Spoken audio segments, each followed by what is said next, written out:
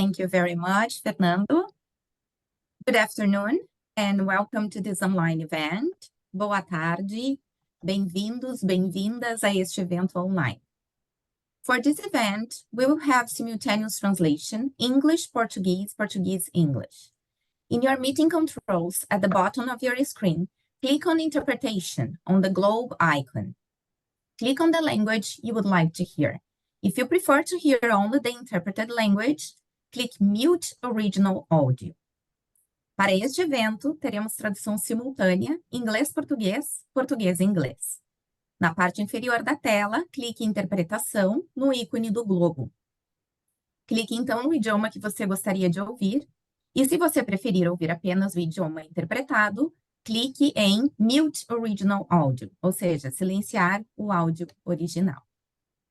So now I'm going to change into English.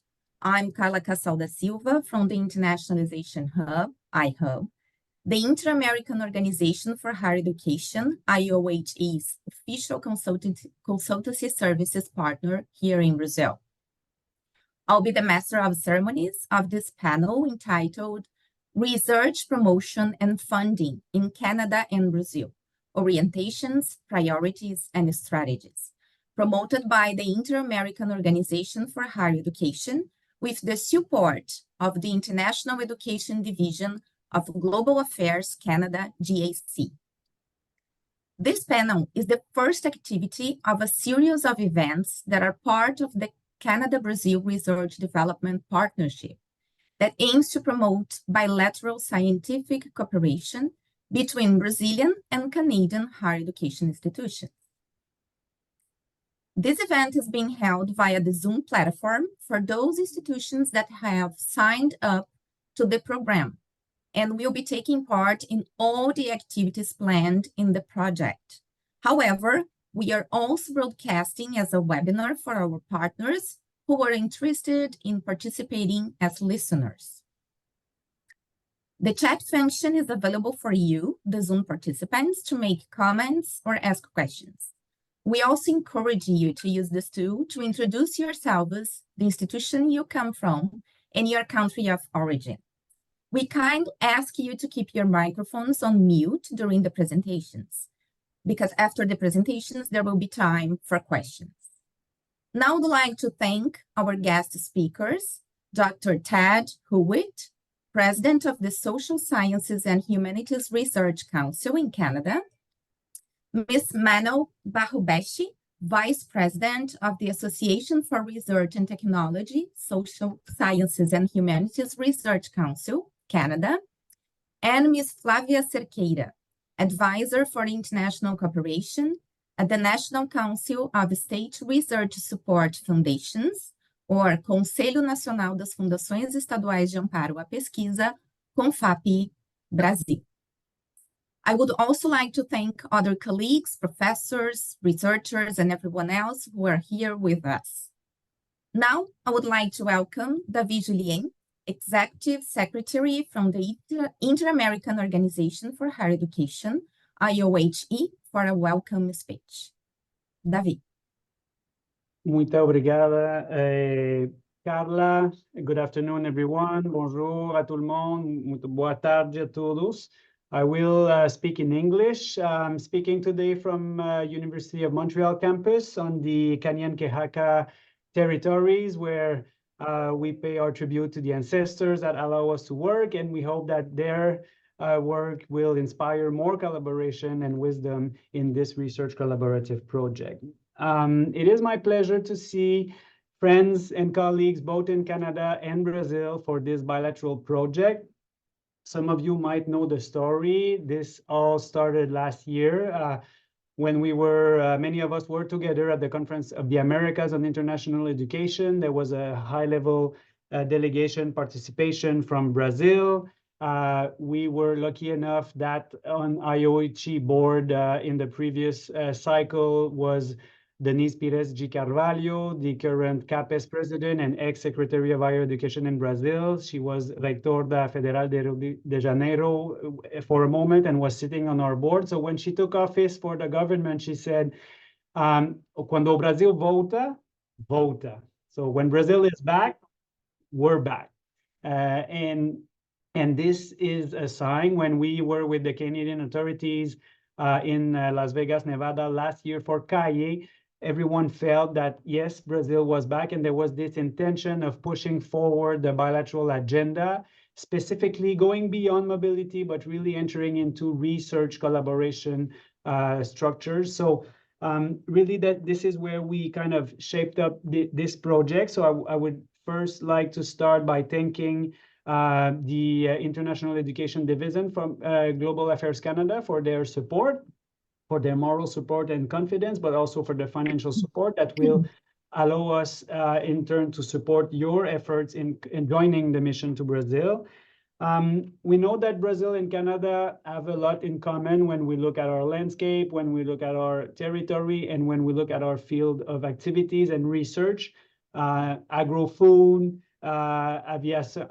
aviation and aeronautics, energy transition, digital transformation of higher education. So we know things are happening at the research level, but the idea of this mission is to really try to put together everyone more and building an agenda around FAO-BI by inviting other type of people from the field.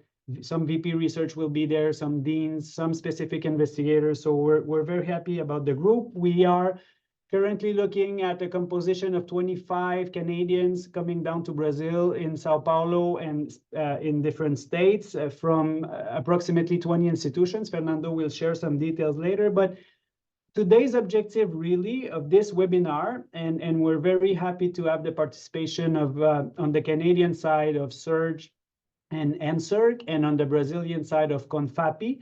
The idea, if I summarize it with something visual, is just to set up the table for dinner. We want everyone that will be part of the mission, either the Canadians going to Brazil or our Brazilian partners receiving the Canadian delegation, to better understand what is the macro structure at federal level in order to understand where are the opportunities. We will talk a lot about matchmaking and ensuring each institution can find their sister organization, their sister institution in terms of specific research fields, in terms of specific lines of work, where hopefully some researchers can have a match and build projects together. But we want everyone to be aware of what are the federal funds are doing in terms of bilateral agenda, which calls are open not only nationally, but bilaterally, and any other specific programs that exist either on the Canadian or Brazilian side, for you then to identify, okay, here's the agenda, here's the calendar, here's when we need to get ready to build our proposal and submit to hopefully get funding and support that effort. So this initiative is really about getting the macro structure understanding of opportunities to later be able to build that partnership and carry on hopefully the specific projects in the midterm and long term. So that's really our intention. Today then is that kind of global message from the different funds, and we will then break it down to more specific opportunities once we're in Brazil with a part of a joint program, and then Fernando will discuss about the details of the mission. So without further ado, Carla, this is just what the few words I wanted to say in terms of introduction, and I'll let our speakers take the floor. Thank you. Thank you very much for your words, David Julien, Executive Secretary, IOHE. Now I'd like to welcome Mr. Fernando Daniels, Planning and Development Director of the Inter-American Organization for Higher Education, IOHE, who will be the panel moderator. Fernando, the floor is yours. Okay, thank you very much, Carla. Thank you very much for our invitees today. So let's start for the most important part of the webinar, that is the panel about the strategies, priorities, and opportunities for promoting and financing research in Canada and Brazil. It's an honor for me to moderate this panel with our three distinguished guests, Dr. Ted Hewitt, President of the Social Science and Humanities Research Council of Canada, Mrs. Manaol Bahubeshi, Vice President of Research and Technology Partnership at the Natural Science and Engineering Research Council of Canada, and Mrs. Flavia Cerqueira, that is an advisor for international cooperation at the National Council of State Research Support Foundations in Brazil. So our panelists, you will have 15 minutes for sharing your ideas, your presentation.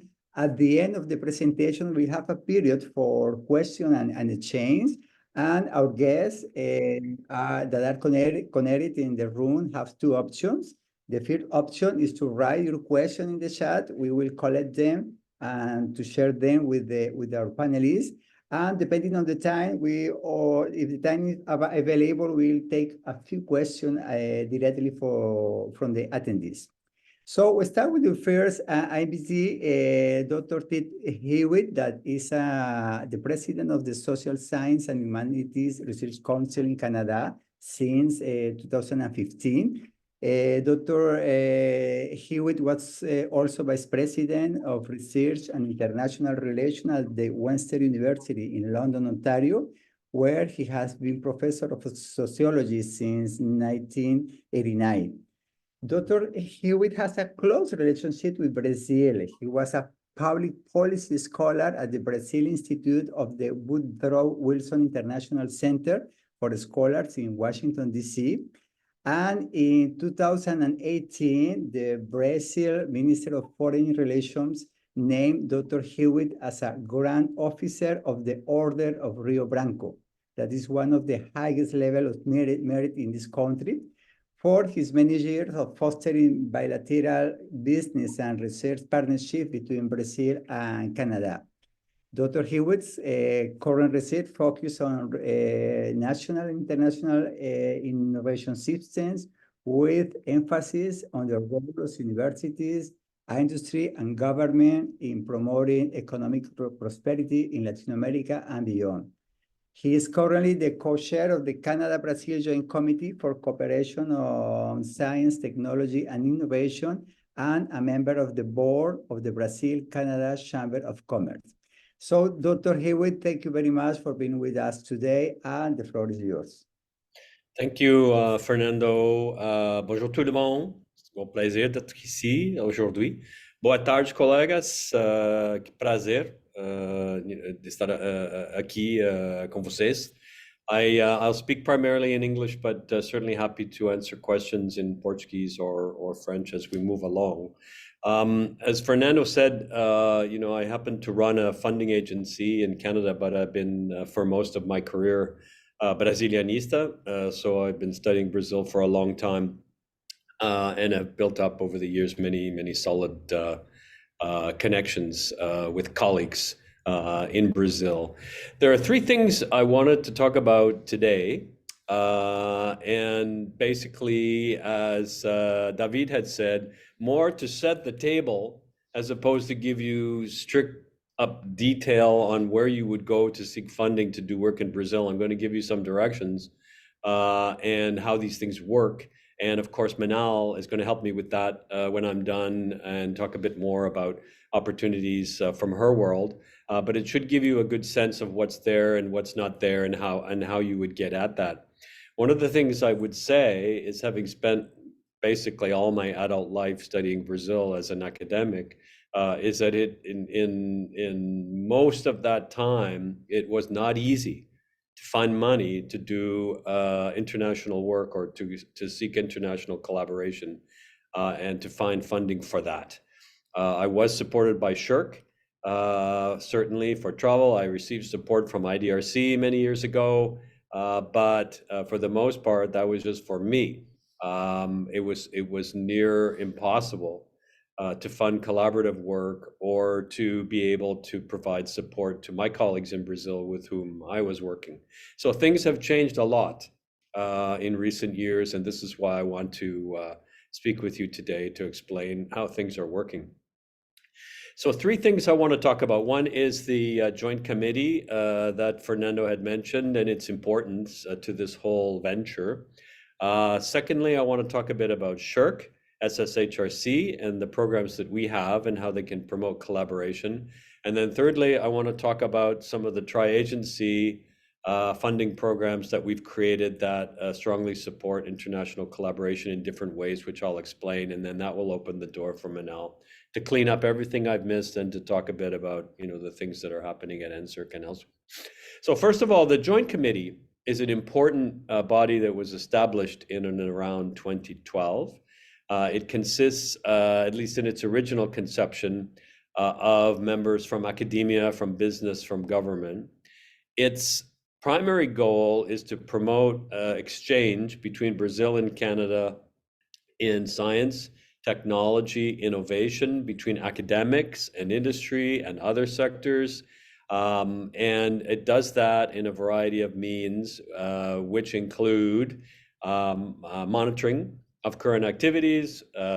We provide information or promotional information to individuals and groups seeking to connect in Brazil. And we have a connection building function that we exercise through our occasional meetings and seminars, both in Canada and Brazil.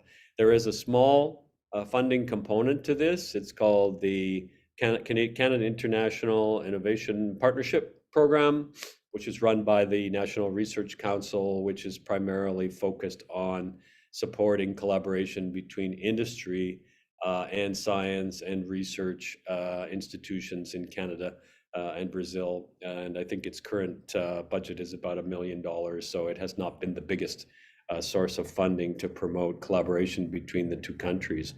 The Joint Committee is set to meet again in the fall in Brazil. Certainly I'll be talking quite a bit about the initiatives that certainly you are working on here today, and some of the other things that are happening between Brazil and Canada, and that has accelerated, I think, as David was saying, you know, when Brazil, quando o Brasil volta, volta, assim, there's a lot of activity that's happening, a lot of interchange. There's a lot of things that are working to promote greater interchange every day, and I think this is a very, very good development. So that's the JSTCC, as we call it, and it serves as a kind of umbrella oversight group for all of these kinds of activities that potentially involve research and collaboration in research and innovation and science. So the funding agencies in Canada also support research, as you know, and they support collaborative research in some interesting ways. I would not say or tell you that they are a ready source of funding if you are located in Brazil and you are looking for research funding, or you are looking for ways to collaborate with Canadians directly from Brazil. On the other hand, they provide, in fact, very good sources of funding for collaborative activities so long as they are led by Canadians. So you need a Canadian partner primarily, but you would be eligible for funding if you can find a Canadian partner. So these types of events that are being promoted through this webinar are absolutely crucial for making those connections, so that then you can move towards seeking the funding you need to develop your project. And they cover all of the disciplinary areas. So SSHRC is one example.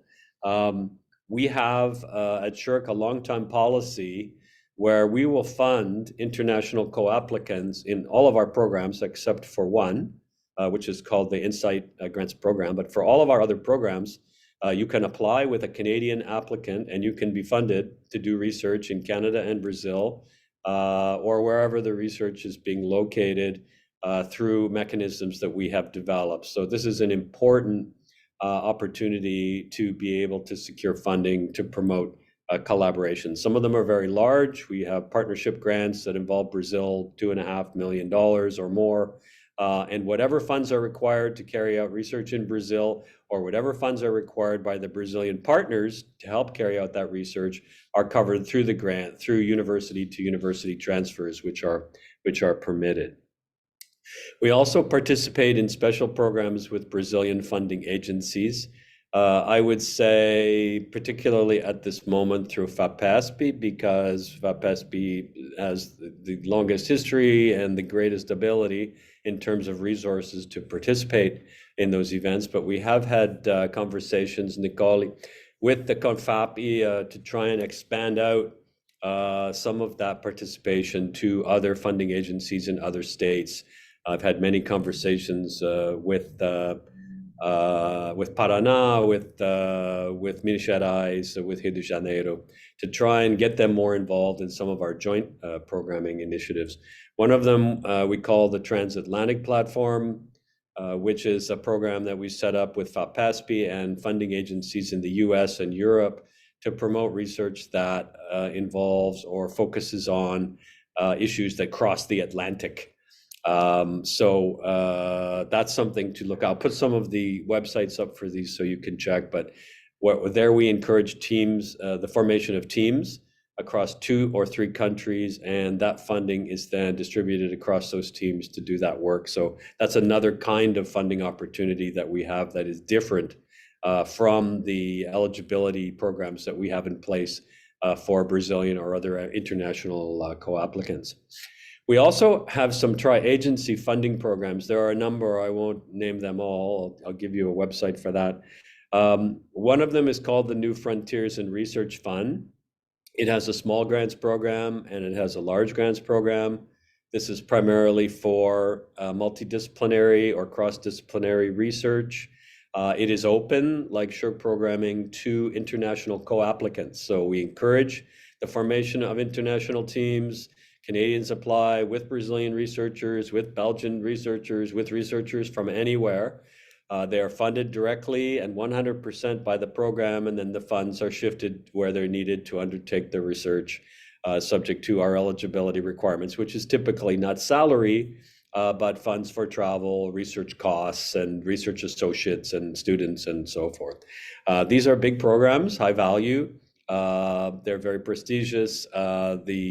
The funding should tell you, because you may wonder, well, if I apply, what are my chances of being funded? In SSHRC programming, your chances of being funded run probably between 30 and 45% of being funded. In the so-called tri-agency programming I mentioned, the New Frontiers in Research Fund, probably closer to 30% or so. So 1 in 3, you know, it's nada mal, if you were to consider that. The tri-agency programs also have, and I'll conclude here, the tri-agency programs also have some special programming that they've developed with other agencies, including FAPESP so far.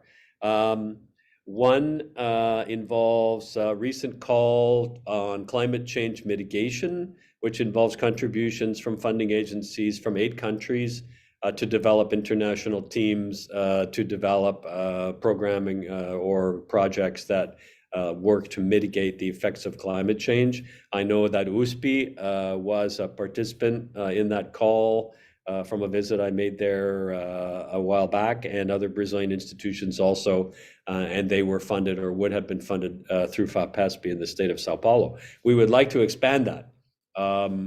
We would like to encourage more in-depth conversations with the federal funding agencies, which have eluded us somewhat so far. If you have some help you can offer with that, or expanding out the participation of some of the state funding agencies, which are more flexible in their approach. So I'll stop there, but those are the 2 primary ways that one can approach finding funding to develop projects. They're relatively easy compared to the past, but you must have a Canadian applicant in the first instance in order to access those research funds from Canada, but with some reasonable prospect of success, I would add. So I'll stop there. I'll go back to the chat. I'll start putting in some of the e-addresses that you'll need to access the various programs that I've mentioned. So thank you, Fernando. Okay, Dr. Ruiz, thanks to you. Yeah.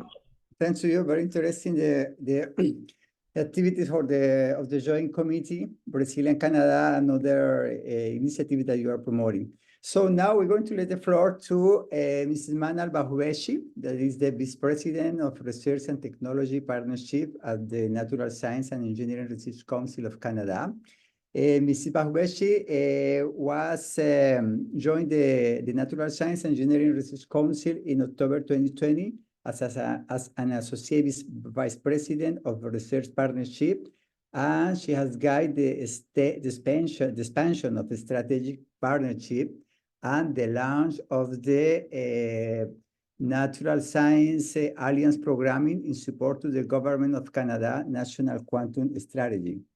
Prior to join the Natural Science Council, Mrs. Manal's career in the Federal Public Service focused on science policy.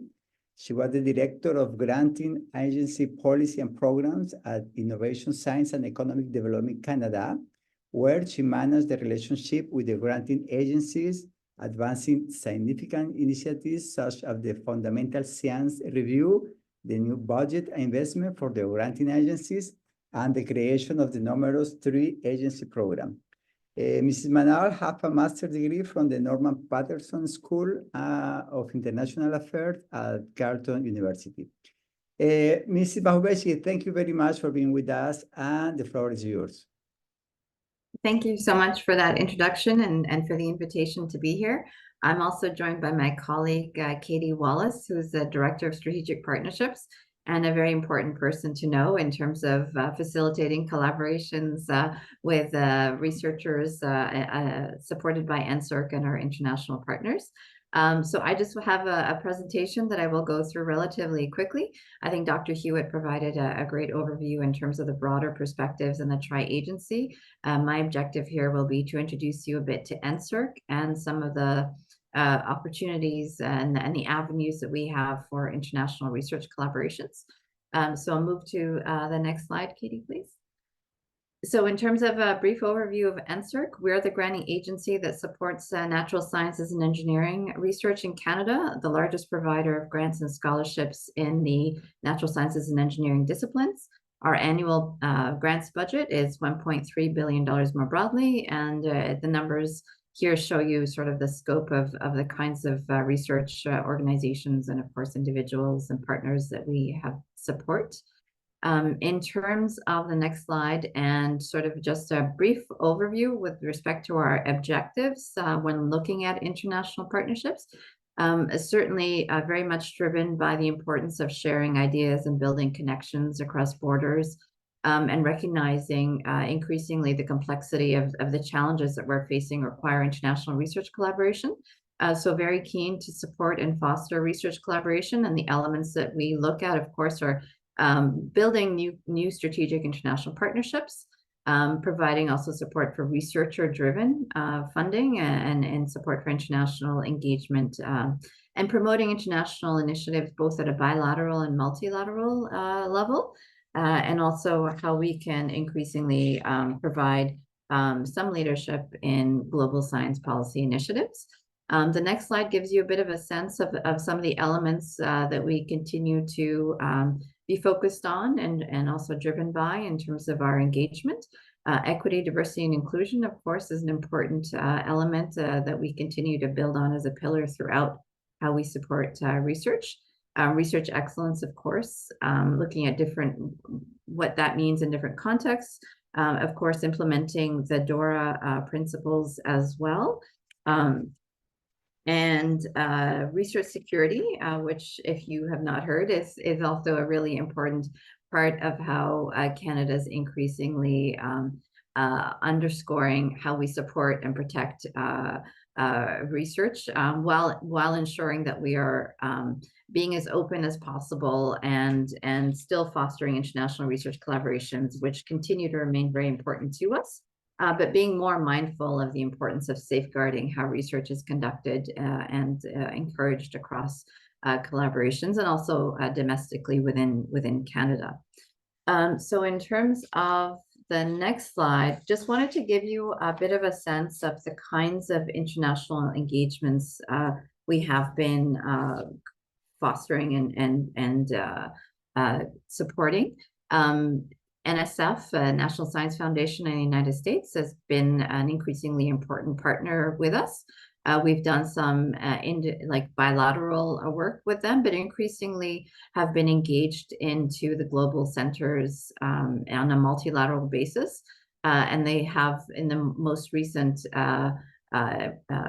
example of that, have been expanding and changing the kinds of partners. So that, I think, is an increasingly important space for us. And SSHRC is also a partner in this important work.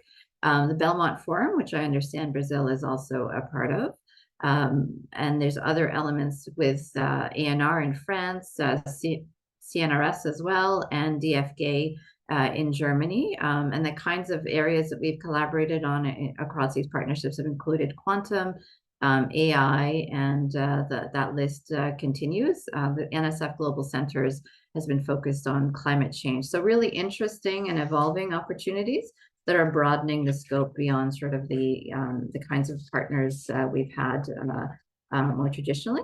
So in the next slide going forward, giving you a sense of our programming and where there may be partnership opportunities. Alliance Advantage. So in NSERC, I work on the side of, as was noted in the introduction, research and technology partnerships. We also have another side of NSERC, which is discovery grants, an area of support that NSERC is very well known for. On my side, research and technology partnerships, our key flagship program is Alliance. Alliance has a number of different streams, and this is where NSERC supports more of the applied research in this space. Alliance does enable international partnerships through the grants that we provide to typically Canadian university researchers in collaboration with Canadian non-academic partner organizations from the private, public, and not-for-profit sectors. But foreign private sector organizations can be recognized for cost sharing when there's other Canadian organizations participating. And international collaborators can be included in the proposals.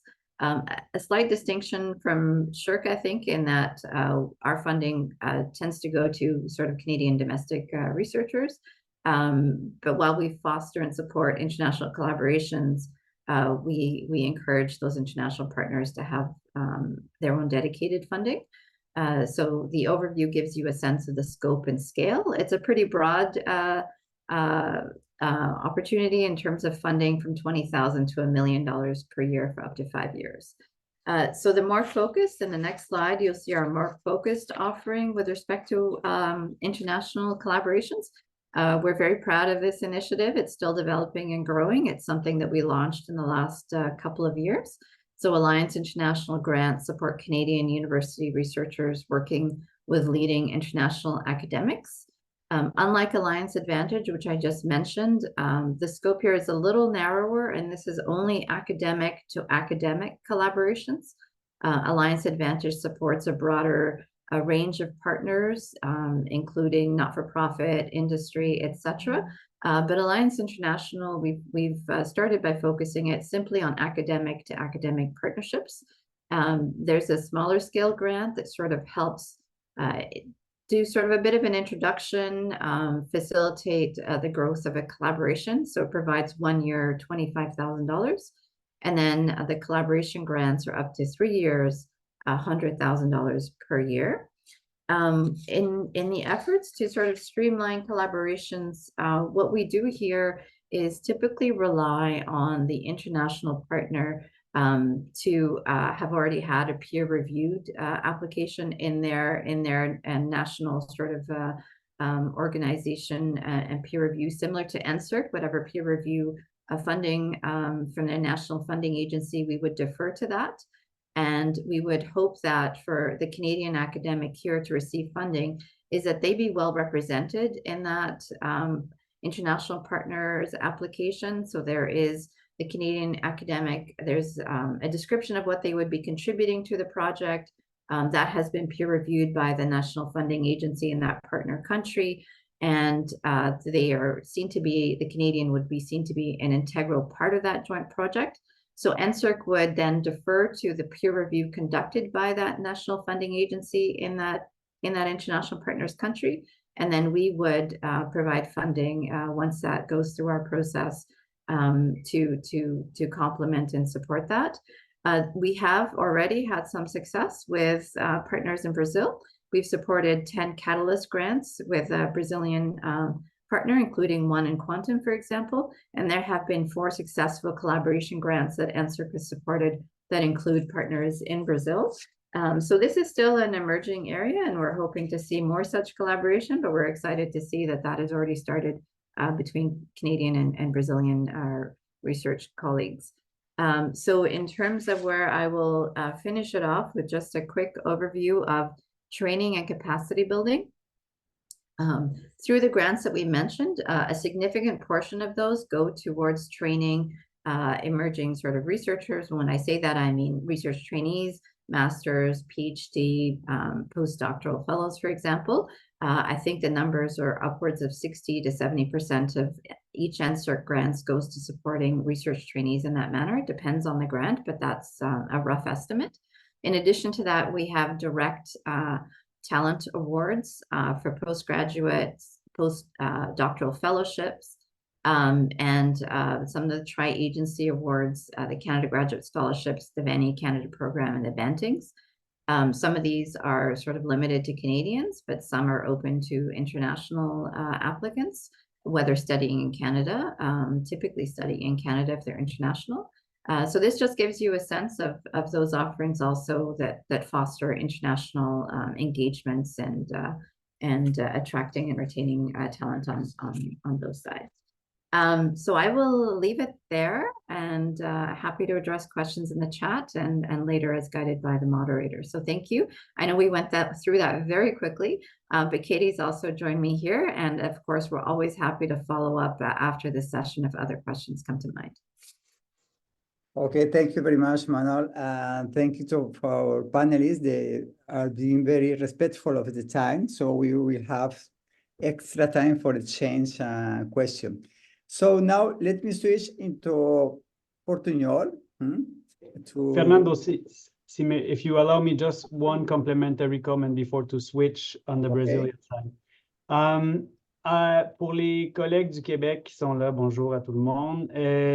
On veut juste préciser que les fonds de recherche du Québec, FRQ, also have ont également des ententes bilatérales avec certaines des fondations des États que Flavia va expliquer maintenant. Donc, notamment, il y a un groupe d'une vingtaine de chercheurs qui sont en direction du Paraná les 10, 11, 12 avril et ils sont sur le point de finaliser une autre entente avec FAPESP. So, two of the state foundations are also in bilateral agreements with Fonds de recherche du Québec. So this is something also to take into consideration because it means that some specific bilateral calls will be open. So keep an eye on the radar. One is with Janice Bailey with Nature et Technologie. Another one is Macro FRQ with all the three funds. So and this is the type of detail that will be part of the presentations once we're in Brazil to actually tailor it down to the specific fundações de Estado, and now that Flavia will introduce. But I just wanted to specify that on the FRQ side and also specify, and I see Paulo Silva connected here, that the BCCC, the Brazil-Canada Chamber of Commerce, is also on board with the project, trying to link industry partners that have an interest in some specific fields of activity that are being complemented and bonified by research. So Paulo will be together with us. He's chairing the education committee of the BCCC. So definitely someone you want to be engaged with as well when we go down to Brazil. So just two little complimentary notes on the Canadian side, Fair, and we can carry on with the program. Thank you, David. Okay, perfect. So to finish this set of presentation, so let me introduce Profesora Flavia Cerqueira. Professora Flavia Cerqueira, que é assessora para a cooperação internacional do Conselho Nacional de Fundações Estaduais de Amparo à Pesquisa, o CONFAP. Flávia é graduada em Relações Internacionais pela Pontifícia Universidade Católica de Minas Gerais, é graduada em História pela Universidade Federal de Minas Gerais, ela é mestre em Relações Internacionais pela University of Japan e possui um MBA em Gestão Empresarial pela Fundação Getúlio Vargas, em Brasil. A professora Cerqueira está no CONFAP desde 2017 e coordena parcerias internacionais bilaterais com instituições de vários países, como Reino Unido, Suíça, Austrália e outros. Anteriormente, ela trabalhou na Fundação de Amparo e Pesquisa do Estado de Minas Gerais, a FAPEMIG, sendo responsável pela implementação da assessoria científica internacional e o gerenciamento de parcerias. Flávia, muito prazer de ter você hoje por favor, o microfone é de você. Obrigada, Eu vou passar a sua apresentação, é certo? Obrigada pelo convite, pela apresentação. Ela foi elaborada em inglês. Só um minuto que o Fernando vai colocar na tela. Ok, está olhando a tela? Sim, sim. Ok, perfeito. Vou passar em modo apresentação. Ok. Tá.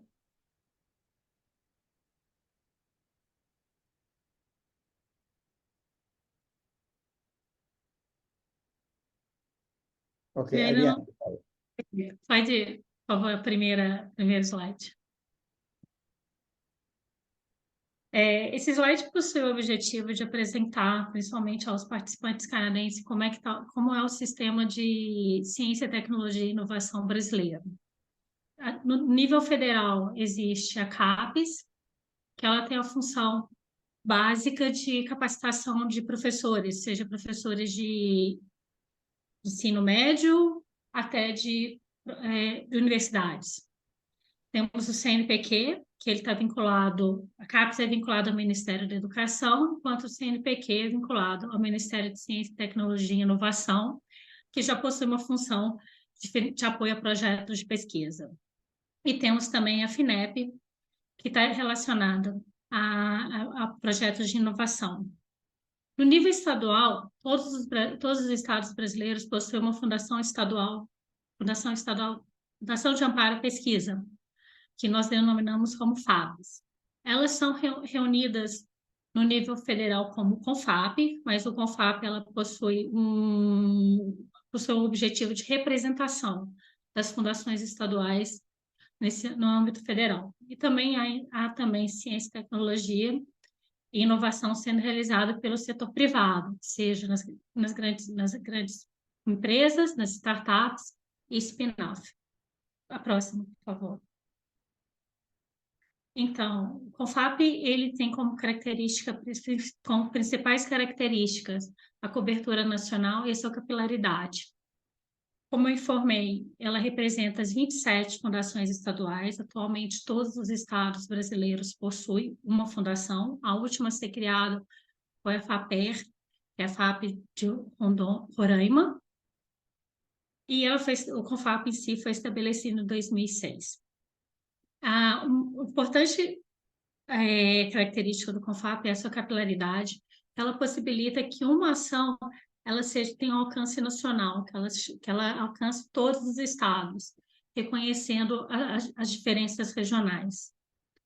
Nós mantemos, como as ações das fundações no âmbito estadual são parecidas com a da CAPES, CNPq e FINEP, há atividades e parcerias para que possa aumentar o número de pesquisadores contemplados.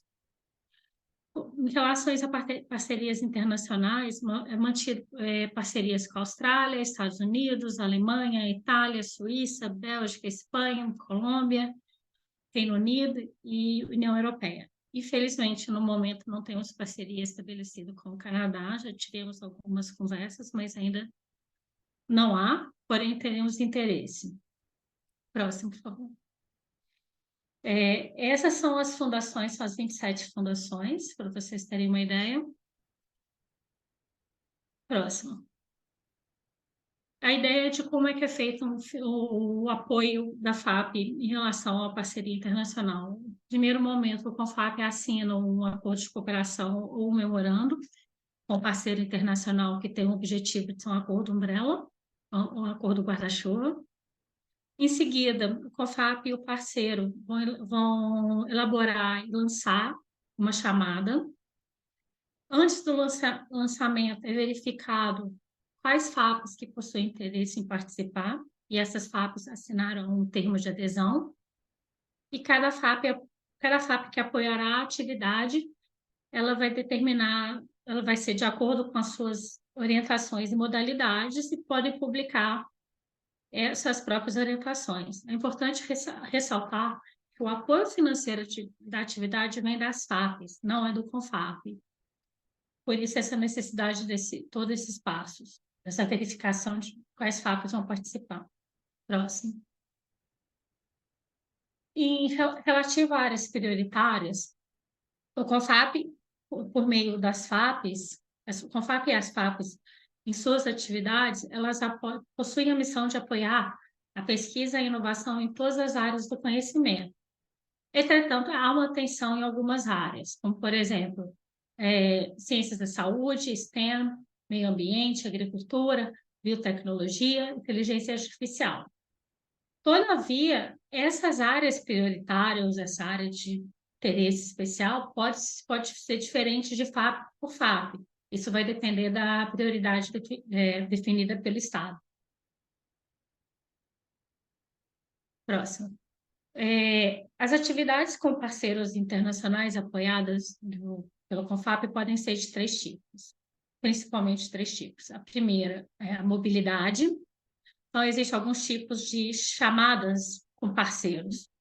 Com o DAD, nós temos uma atividade para mobilidade de estudantes bolsistas de doutorado para a Alemanha, as UK Academies, que foi no escopo do Fundo Newton, um programa de apoio à ciência, de colaboração de ciência e inovação do Reino Unido, no qual a mobilidade dos pesquisadores brasileiros ao Reino Unido era apoiada pelas UK Academies, enquanto a mobilidade dos pesquisadores britânicos para o Brasil era apoiada pelas fundações de amparo à pesquisa.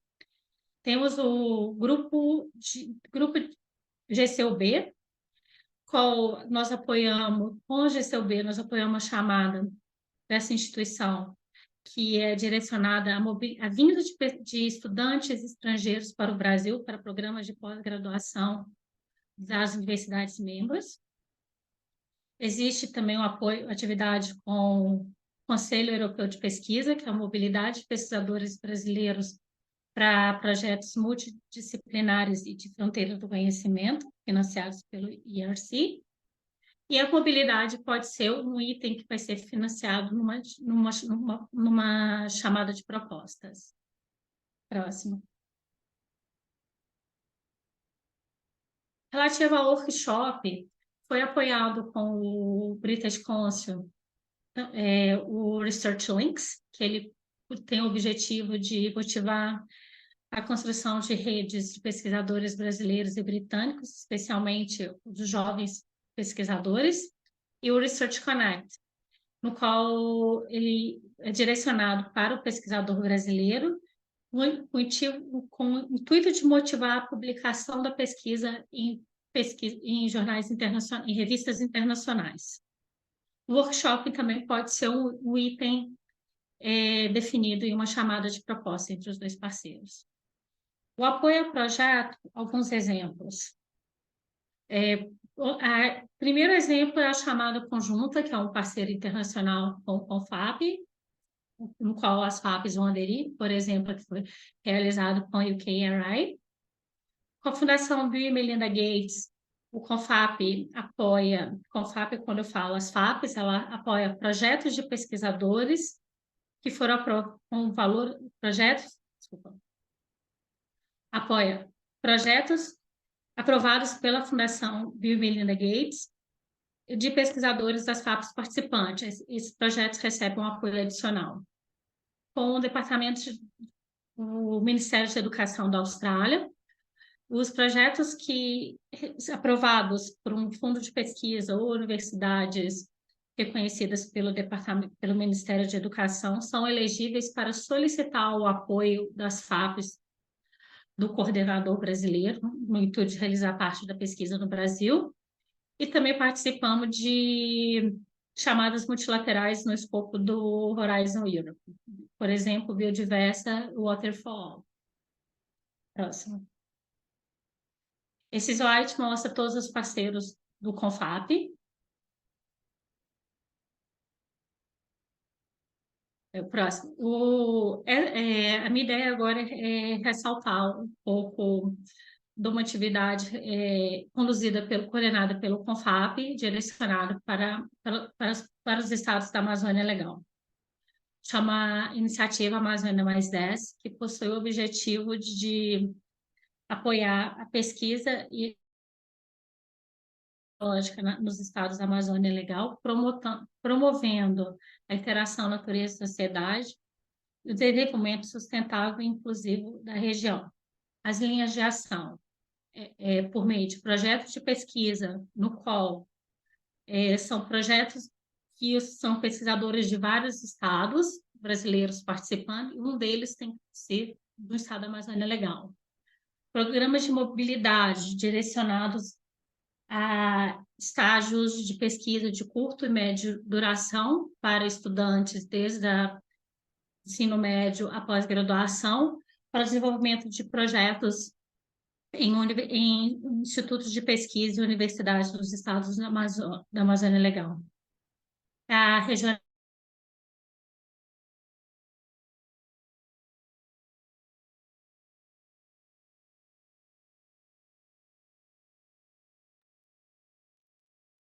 Flavia, are you there?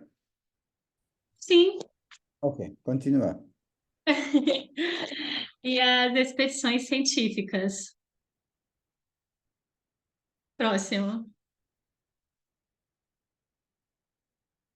Então, em 2022 foi lançada a primeira chamada, com a participação de 20 FAPs, que tinham como tópicos de pesquisa: território como facilitador de infraestrutura e território como infraestrutura e logística que facilita o desenvolvimento sustentável numa escala multidimensional.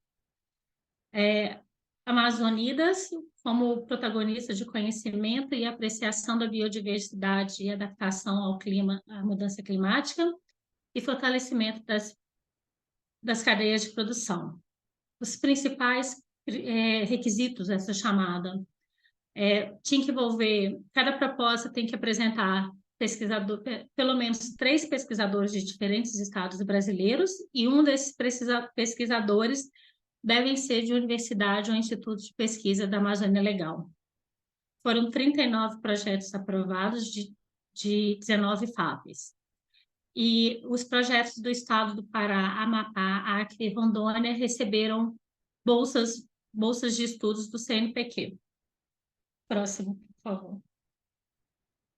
Atualmente está aberta a chamada de expedição científica, que ela financia, tem o objetivo de fornecer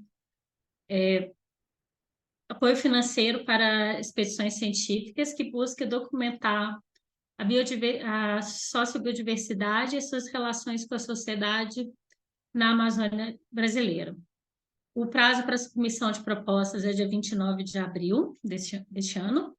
Os participantes são 19 FAPs, o CNPq, e há um apoio internacional, que é do BILAT, da Alemanha, SNSF da Suíça, British Council e o KRI do Reino Unido. Pesquisadores que possuem vínculo com outras instituições, universidades e instituições de pesquisas, que são associados a pesquisadores brasileiros que provem a existência de fundos de apoio, são elegíveis a participar. Abaixo está o link para acesso à chamada. Algumas informações adicionais dessa chamada. Cada proposta deve envolver pelo menos 2 pesquisadores de diferentes estados. Um desses pesquisadores deve ser de um estado da Amazônia Legal. O pesquisador do estado da Amazônia Legal é responsável pela submissão da proposta no sistema do CNPq.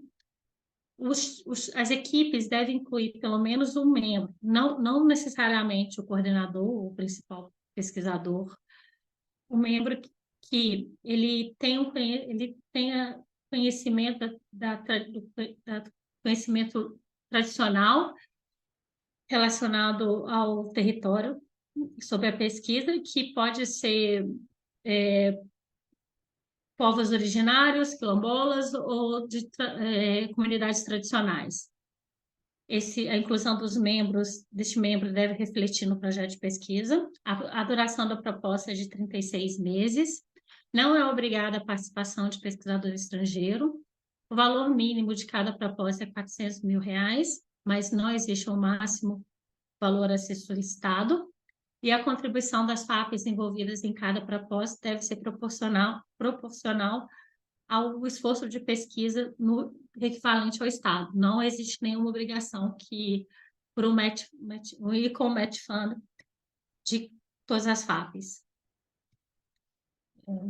Obrigada, esse é o meu contato, estou à disposição para tirar as dúvidas sobre o CONFAP.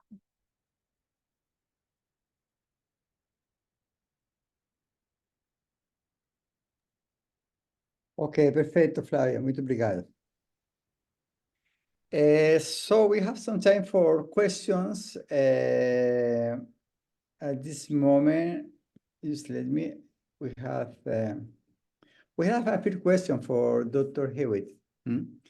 It's a question to know if they already had some conversation with financial agencies in Santa Catarina, in the state of Santa Catarina, with the agencies at FAPESCI, for example. So if there are some interest in establishing this kind of partnerships.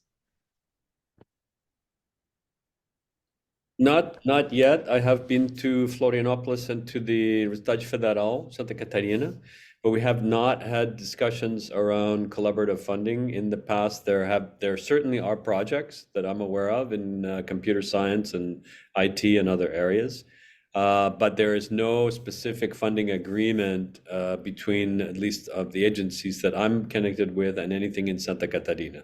In Paraná, yes, Fundação Araucária, more than once. We've had conversations about the potential for collaboration and joining initiatives that SSHRC's been involved in particular, such as the Transatlantic Platform or our climate change call. So we are very much open to that.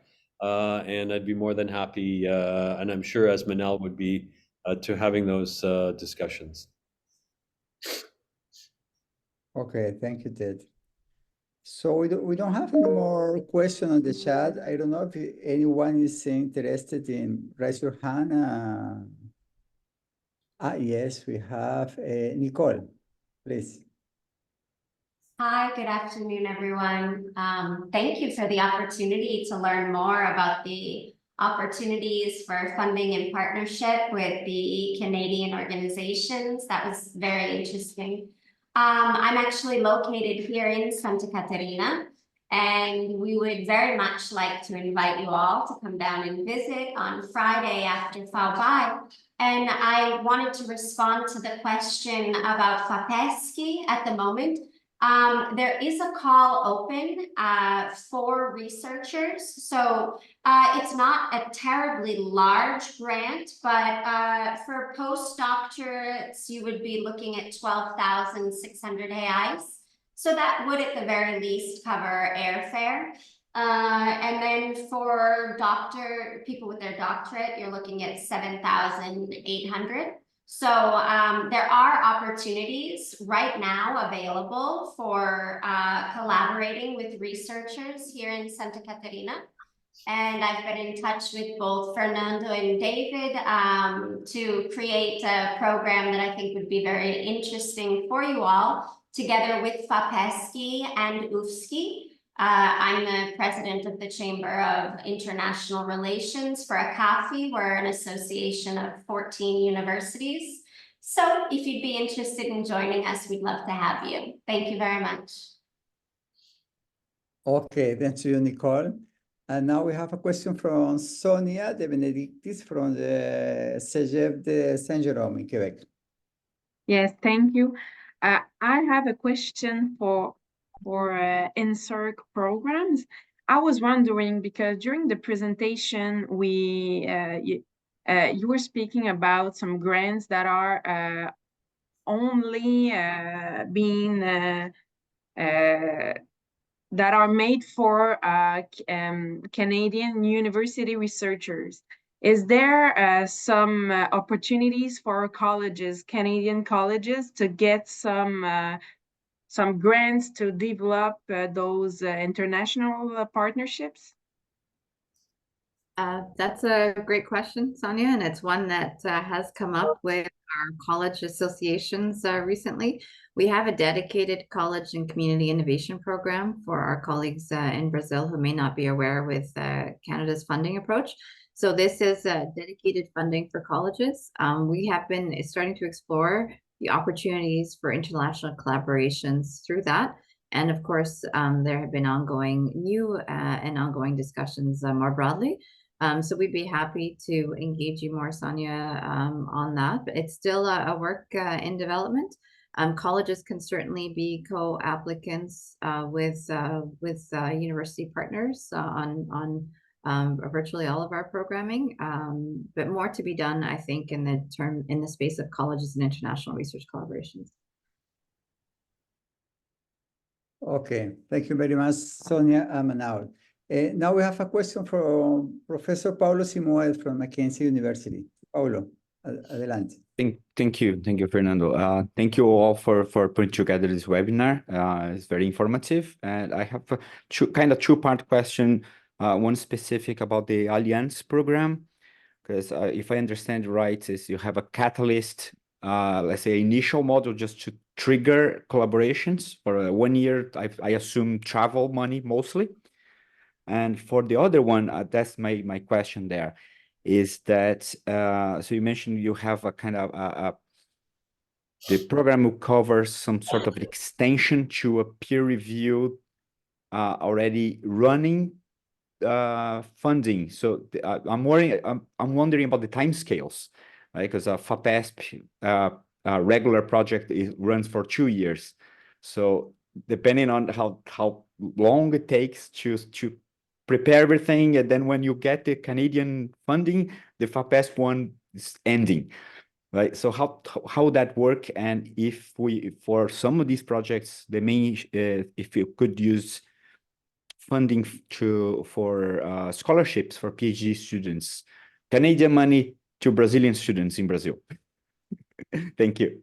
Okay, well, I will start, and I will turn it over to my colleague Katie Wallace, who is responsible for these programs and has quite knowledgeable about this. So perhaps I can clarify. On Catalyst, you're absolutely right. The $25,000 is sort of like a get to know your potential partner, like an introduction, getting to understand the needs, and it's not always required. Some researchers already have extensive engagement and collaborations with their international partners. But for those who want to sort of foster a new partnership, it's sort of a bit of a enabling that introduction and an understanding and facilitating sort of a development of a broader engagement, which can then be supported through the more extensive and higher value collaboration grants. What I was trying to communicate, and perhaps I wasn't clear, is that our awarding of the collaboration grants depends on the peer review that happens in that international partners or collaborators agency. So for example, a Brazilian collaborator will put forward an application through their funding agency if they have clearly identified the role and the contribution of the Canadian partner, and that has successfully gone through Brazil's funding agency's peer review. That could then be sent to NSERC for the Alliance collaboration grants, and NSERC would depend on that peer review. If it's a nationally funded agency that we recognize, which of course there are several, we would defer to that peer review, and if the Canadian researchers' scope of work is clearly articulated and it's seen as a meaningful contribution, we would then look at supporting that through Alliance collaboration. And I'm sorry, I think I went through those details quickly, so the message may not have gotten through clearly. Thank you. It's much clearer now. Yes, the standard kind of joint funding schemes that FAPESP runs. Yes, thank you. Thank you so much. And sorry, maybe I'll just jump in and add here. The Canadian member of the international team must submit their application to NSERC within 3 months of the notice of decision to the international collaborator. So that offsets maybe some sort of lag between the start dates of the project. Okay, thank you, Paulo, for your question. We have a question in the chat. It's from Capilano University in North Vancouver. I think that the question is for you three, the three panelists, is concerning and he's wondering if there are any funding sources for creative arts, or if the funding is limited to artificial intelligence, biotechnology, climate change, and the other mainly themes that you raised during your presentations.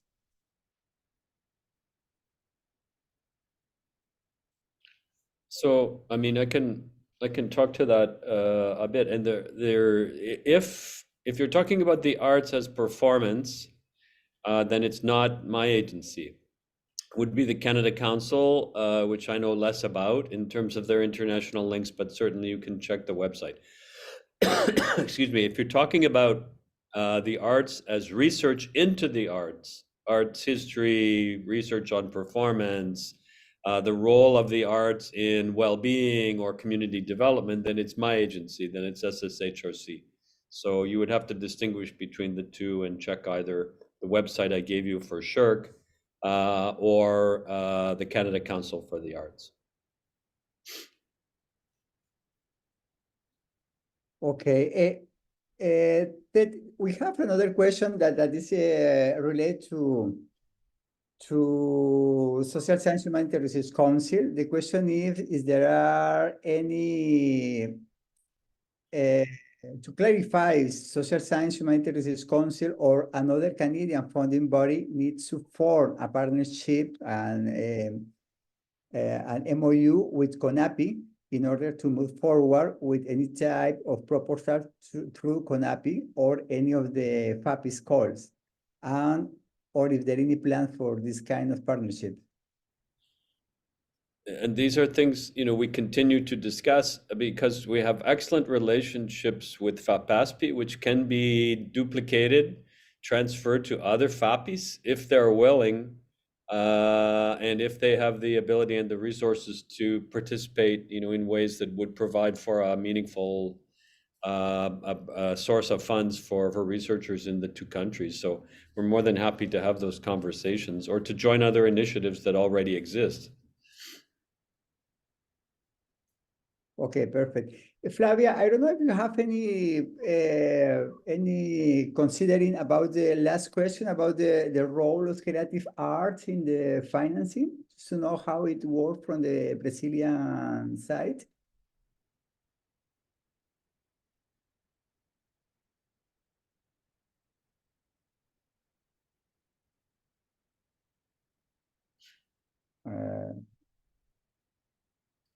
Yes. Sorry, I was in mute.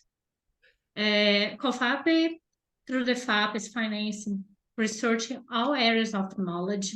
The ones that I mentioned are the ones that usually has more interesting, but doesn't mean that doesn't have support for arts. But for international partnership, we need to have an international partner. We need to have a funding body in Canada to work with us to sign a memorandum of understanding, to launch a call for proposal, or define other kind of activity. Okay, perfect, Flavia. Thank you. So, Manal, I think that you are part of the Natural Science and Engineering Research Council. So, but if you have any concerning about this support for creative arts. Sure, I can address that. So for NSERC, we only fund research in the natural sciences and engineering. We do have some flexibility where research kind of crosses different borders in terms of some social sciences, but predominantly natural sciences. In terms of creative arts, I think it would depend on the overall application, but as Dr. Hewitt said, I would defer to his distinction in terms of Canada Council for the Arts, SSHRC, and what we would do. So it's mostly natural sciences and engineering, but where there is some cross-disciplinary work, it's predominantly natural sciences and engineering, we would still fund that.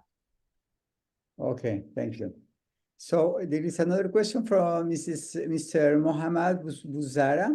Please open the microphone. Yes. Thank you, Fernando. Thank you for this meeting. I have a question for Manal about Alliance program. I want to know if we have if the industrial partner came from outside Canada. I don't sure if we can apply to this program. For Alliance Advantage, Katie, can you jump in and address the details on that? Yes, so private sector organizations can be partners on our Alliance Advantage, in our Alliance Advantage program under specific conditions.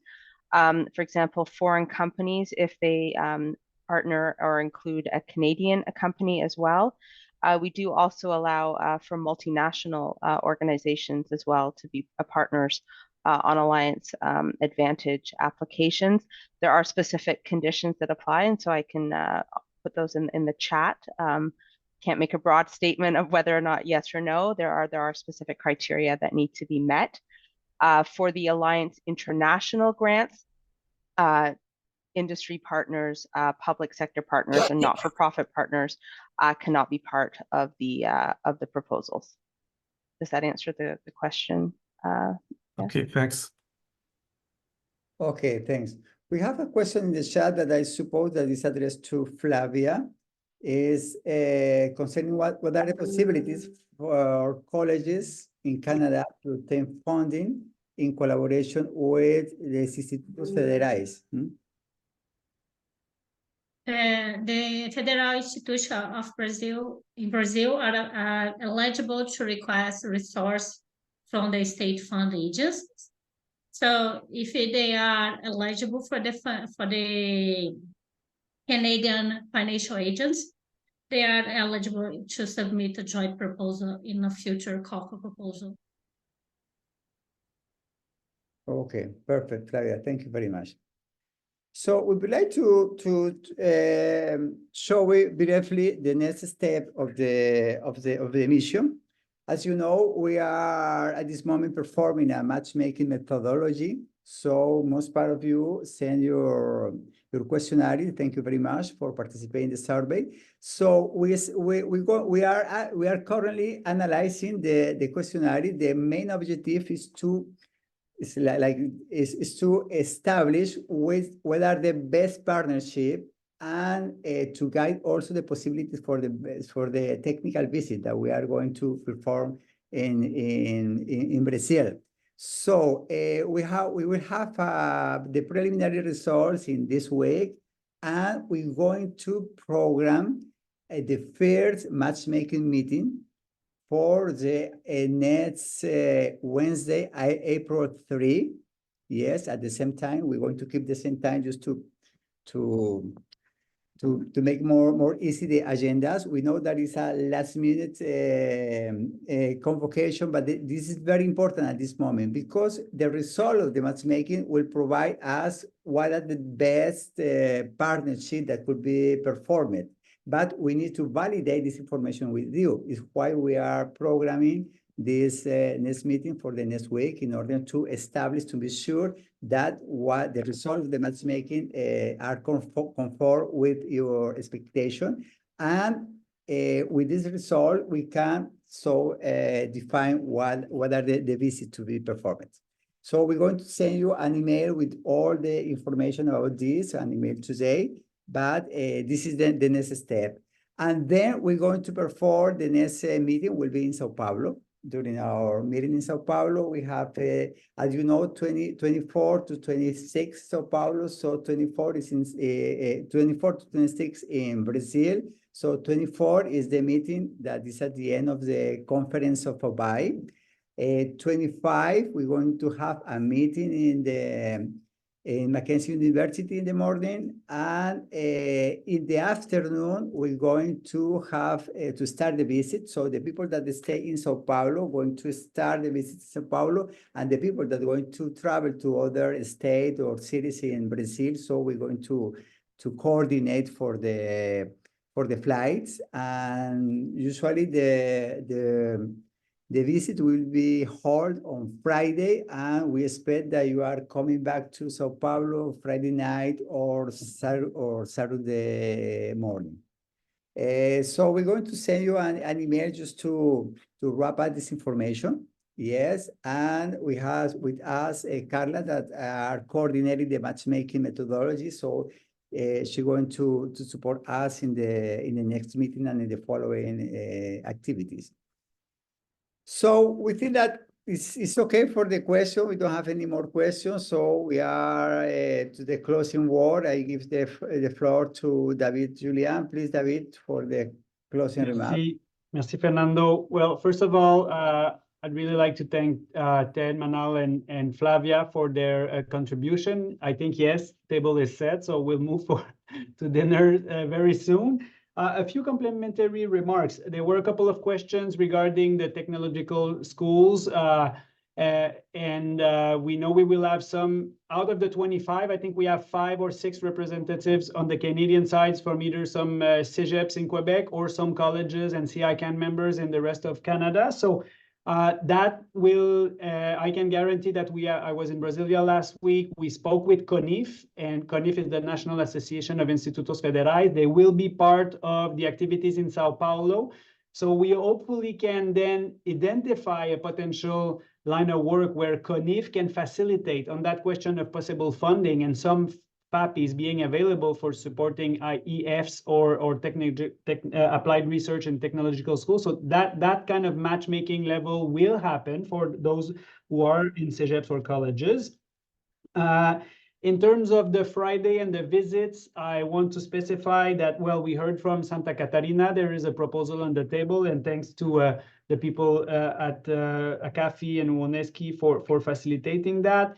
We will also have Pernambuco State with a mission to Recife. And I should mention that those universities and colleges from Quebec might be particularly interested on joining the Friday in Recife, because we will have the support of le Ministère des Relations Internationales et de la Francophonie du Québec and the Bureau du Québec à Sao Paulo.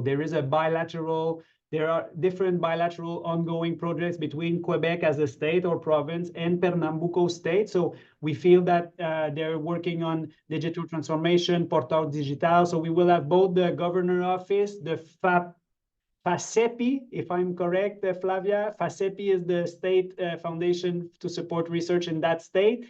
Minister of Science and Technology, Reitores, different university presidents. So you can expect a high-level program in Recife as well.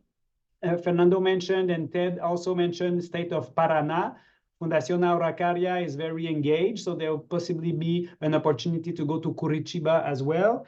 And those who will stay and decide to stay in Sao Paulo, Fernando mentioned Mackenzie on Thursday, and we're working on Campinas and Unesp also. So basically, if you decide to stay in Sao Paulo for the program, you will have different options and possibly the opportunity to combine 2 or 3 visits if you don't fly away on that Friday. And just to mention as well, and that especially for those Brazilians who are connected today and we're thinking maybe leaving Wednesday afternoon after FAUBAI, the invitation to stay, because on Wednesday evening, April 24th, we would most likely have a reception at the Canadian Consul General residence. So you can see that part of the intention is also to invite CAPES, the different FAPIs, and other Brazilian players to show that there is a real and strong Canadian government level support with the funds behind, as you have seen today, to try to engage and maybe unlock a couple of bilateral opportunities and get the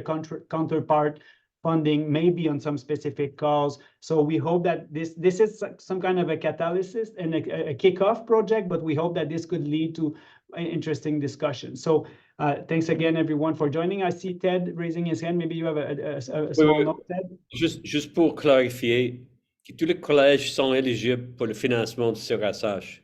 Mais juste dans le domaine des sciences humaines, mais les collèges sont éligibles complètement, 100%. Parfait. Puis il y a beaucoup de choses qui se font avec les centres de transfert de technologie, avec les cégeps aussi. Génial.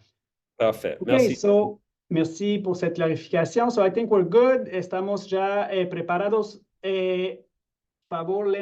Please remember that starting April 10, all Canadians need a visa to enter Brazil. It's a reciprocity agreement, unfortunately, that we have to go through. I did my request. I think it's an 8 to 10 day. It's pretty simple, but time is getting shorter and shorter. So once you have your ticket purchase, please proceed. And going back to the matchmaking, as Fernando said, we will communicate with you with a potential top 3 partners. However, if you already have a partner in mind and you know you want to go this place on Friday, please let us know. I mean, we'll just streamline wherever you want to go and not necessarily invent a new program for you. So if you're already in line with a specific destination or a specific school, or if part of the states and destinations I mentioned are not part of your priorities, but you have a different kind of approach, just reach out to Fernando and myself. We're more than happy to support. I also want to say that those who will be part of FAUBI, the conference, we, IOHE, will have a booth there. So everyone is, the Canadian government this time will not have a booth. I know the Ministère de l'Éducation du Québec will. So the IOHE booth is available for all of you if you want, when you engage with your Brazilian partners and you need a landing point. I know the Calario members will have their booth, but other institutions, if you feel that you want to give just a meeting point to some Brazilian partners, send them to our booth. We'll be happy to share the space. We'll have a couple of tables, and this is a shared space within the scope of the project. So very excited about everyone coming down. Fernando and I are available for any further questions, and thanks again to our speakers for this general framework, and we'll try to narrow it down even more once we're in Brazil, and there's a couple of those state FAPIs that will be there and talk about bilateral. So Carla, that was my final remarks if you want to close properly, and we're all good. Thank you very much, David, Fernando, and our presenters as well. We just invite you to keep aware of the next steps of the project. And so we see you next week. Have a great day. Bye-bye. Have a great day. Bye. Thank you very much. Muito obrigado. Até logo a todos.